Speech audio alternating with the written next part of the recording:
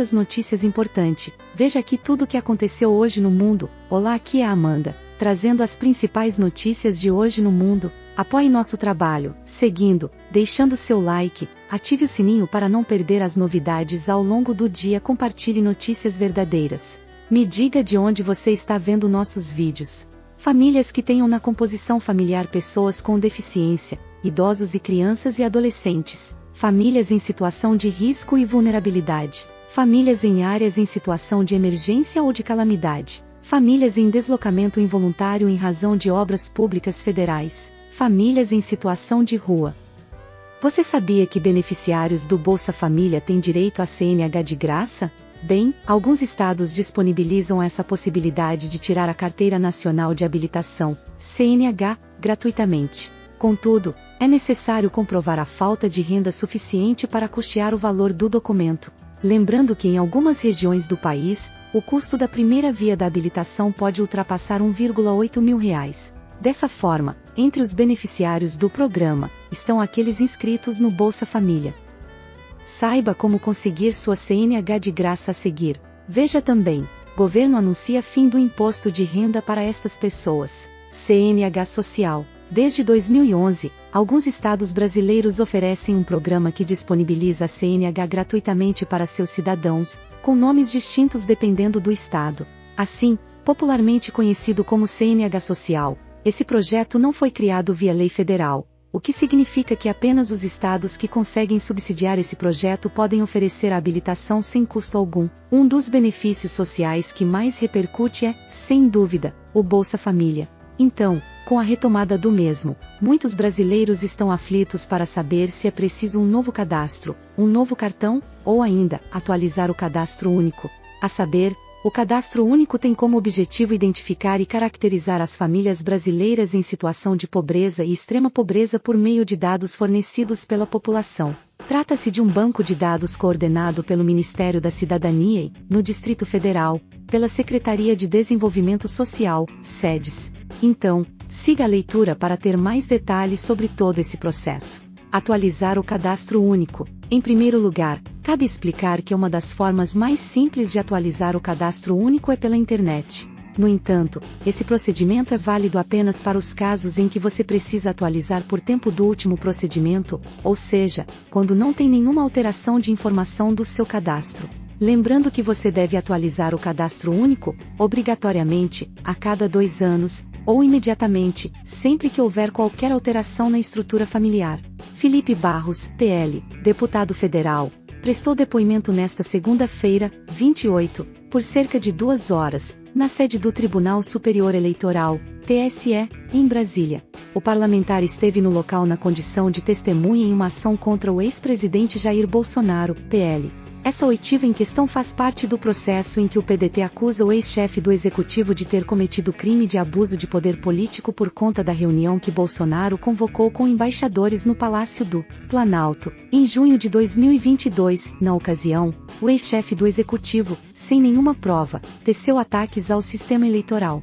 O depoimento de Felipe Barros no caso, que pode levar à inelegibilidade de Bolsonaro, foi solicitado pela defesa do ex-presidente autorizado pelo Corregedor-Geral Eleitoral, o ministro Benedito Gonçalves. O parlamentar foi o relator da proposta de emenda à Constituição, PEC, do voto impresso, rejeitada pela Câmara em 2021, e ainda teve acesso ao inquérito da Polícia Federal, PF, que apurava ataque hacker ao TSE. Em 2021, assim como publicou o Brasil 123, Bolsonaro divulgou dados desse inquérito ao lado de Felipe Barros no momento em que a dupla participava de uma live.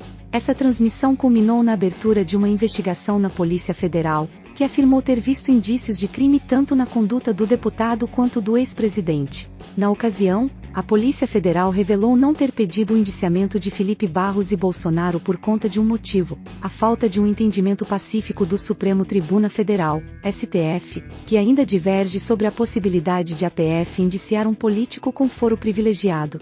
No ano passado, em fevereiro, a Procuradoria-Geral da República, PGR, se pronunciou sobre o caso e pediu o arquivamento do inquérito, afirmando que não houve crime na conduta dos 2 políticos porque, segundo o órgão, o documento vazado pela dupla não estava protegido por sigilo.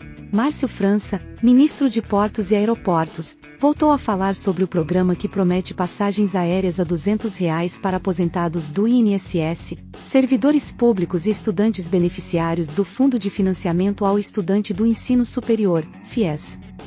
De acordo com o ministro, a iniciativa não vai envolver subsídio federal. Nesta segunda-feira, 27, o chefe da pasta tornou a dizer que o programa será chamado de Voa Brasil, ressaltando, todavia, que não é possível afirmar data para o lançamento da iniciativa. No começo do mês, o ministro havia explicado as linhas gerais do programa e levou uma bronca indireta do presidente Luiz Inácio Lula da Silva, PT, que disse que nenhum ministro pode lançar programas sem antes ter a aprovação da Casa Civil.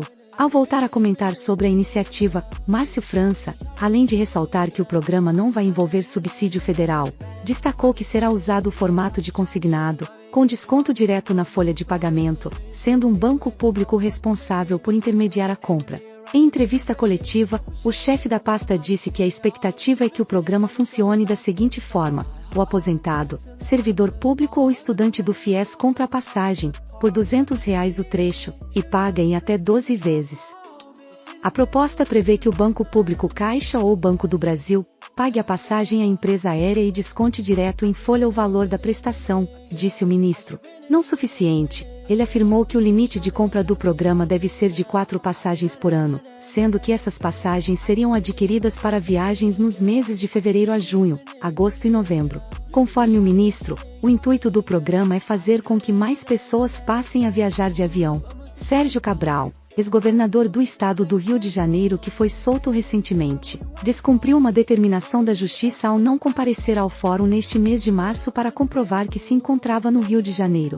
O objetivo era que o ex-governador comparecesse pessoalmente, no entanto, ao invés disso, ele queria realizar o contato de forma remota pela internet. Ainda que tenha sido solto, Sérgio Cabral é obrigado a cumprir determinadas medidas cautelares, tendo que utilizar tornozeleira eletrônica, além de ter que entregar o passaporte e comparecer de forma mensal diante do juiz.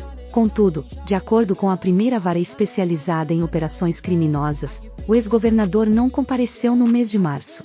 Sérgio Cabral deveria comparecer ao juízo até o dia 10 de cada mês, conforme determinado pela 5ª Câmara Criminal do Rio. Com isso, o juiz Vitor Moreira Lima advertiu o ex-governador nesta segunda-feira, 27. De acordo com o juiz, o pedido de comparecimento virtual não está previsto em lei e se tornou a benesse das benesses.